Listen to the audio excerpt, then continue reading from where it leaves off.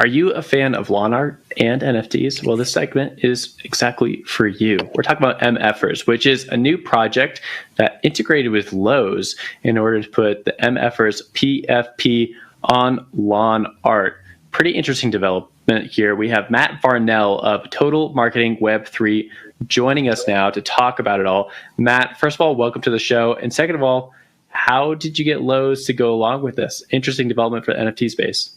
Yeah, thank you guys for having me. Very excited to talk about the project. My IRL job is product development, marketing, sourcing. I've been calling on Lowe's and other big box retailers for about 18 years now. So, it was a match made in heaven. Been a Bitcoin guy going back to slightly late, but about 2020. That transitioned into NFTs, discovered the MFers. What really intrigued me about the project was the CC0 aspect of it, to where it's essentially public domain. Satoshi, when he put out the project, did so in the manner where MFers can do what they want with it. So you can take it, you can put it on product. It's open to anyone to use that for whatever means they see necessary. Okay, I have to ask you, does Lowe's know what MFers is? Like, how did this conversation happen? Like, how did you get the flag to be sold on the Lowe's website? So if you go into a Lowe's store today and you shop garden flags, I'm actually responsible for their everyday seasonal business, right? So there's a line of communication already established there. This transitions from season to season. You have your holiday winter, you go into spring, summer, so it just fall and then kind of circles back around. So that line of communication was there. I'm constantly having meetings with the merchant team. This idea to sort of test the theory of, can Web3 help push, whether it's the marketing, the sales, the engagement, in the right direction. It basically took them trusting me, believe it or not, to make this thing work. The buyer himself didn't have a history in NFTs, crypto, so to speak. So basically, I said, trust me on this one. Let's see what happens. This is a test, and I got the green light. So yeah, it was a lot of selling on my side, to be quite honest with you. Yeah, so that makes total sense to me as far as how this would happen. Thank you for the additional context on that. I'm super curious about the CC0 connection here, kind of in all of this stuff. Again, like CC0 is something that's been getting trendy sort of in the world of NFTs. Sure. And basically it means that the owners retain no rights and anybody can really do whatever they want. That seems like that's kind of a double-edged sword though. And can you talk about how you're thinking about kind of the CC0 component and whether this is something that you would look to be doing more in the future, perhaps with other brands? Yes, I would say absolutely.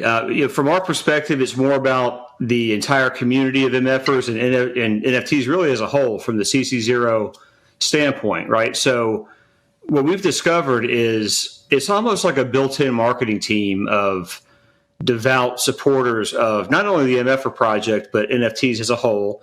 And the sort of guerrilla marketing that's happened with Twitter specifically it was somewhat unexpected, to be honest with you, but we've kind of flipped the narrative to where now the consumer becomes the marketer. So, I mean, we're all over Twitter at this point with people finally this week receiving the product in the mail, putting it out there. And so it's from the CC0 aspect, there's no licensing fees. I mean, I've worked with Disney. I've worked with other, big brands in the past where there is a hefty licensing fee there. So really it was an experiment. Can we bridge Web 2 with Web 3 and see if this CC0 thing can actually fly? Flag pun. That was nice. Good work. Correct. Yeah, so I think like Web3 is sort of famously small relative to like mass market numbers, right? If you look at like people who are interacting with the Ethereum blockchain or the people who are transacting on OpenSea on a monthly basis, it's still in the tens of thousands relative to the millions, the volume that, mass retailers are looking for. So I guess my question is, how is this interest leading to sales? How's it going so far? And what does like the total addressable market look like for this particular product? So Yeah, you're exactly right. So I've sold Lowe's everything from vanities to closet systems, decorative hardware, functional hardware, seasonal product, and the numbers are astronomical. There's tens of thousands of containers that we're shipping in on an annual basis into the Lowe's supply chain.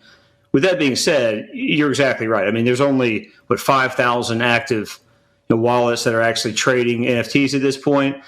What I thought would happen, and what actually did happen, is the idea that the engagement from Lowe's side. So they have their Twitter account, right? And it's not the most exciting account going, as most big box retailers, Home Depot, same story. They have gotten probably 100x plus engagement just within this Web3 community. So outside of selling the product, what we've discovered is it's really become a very, very strong marketing play for these guys. And they're seeing that the analytics from their engagement, it looks like a hockey stick. It's gone straight up. So that's where they see the benefit of partnering with us and doing something here. It's more about the engagement and and just the pure marketing aspect of it. Got it. We are going to leave it there. I have to ask, if we worked it out, could we get like a hash garden flag going? Could we get all of us on a flag in a Lowe's one day? Well, to be honest with you, this is not just a one-off situation. It's called seasonal MFers, and so this is edition one. Season one, edition one. We have a Halloween flag, which of course will feature the zombie MFer on it.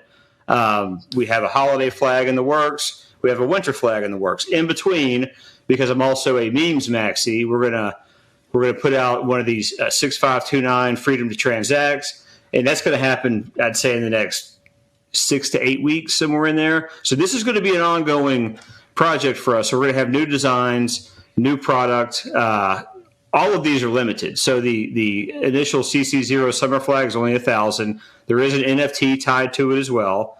The packaging we put together, I'm not sure you guys probably haven't seen it on Twitter, but it's a full unboxing experience. Nice color sleeve, embossed rigid box, QR code. I mean, it's top notch. Save the full pitch for when we're on it. So you're saying there's a chance that we could be on a flag. Is that what you're saying? I just want my face. No. Get rid of everyone else. It's got to be a team activity. We can have a conversation. I'll text you. Man, we'll be talking. Yeah. All right. And by the way, shout out to my partner, Stephen Thompson, on this, S. Thompson on Twitter. Unfortunately, he couldn't join us. We had to pick one of the two guys to come on, but he's been a big part of this thing too. So, and much love to my MFer community. All right, fair enough. Well, thank you, Matt Varnell, for joining us and talking about this.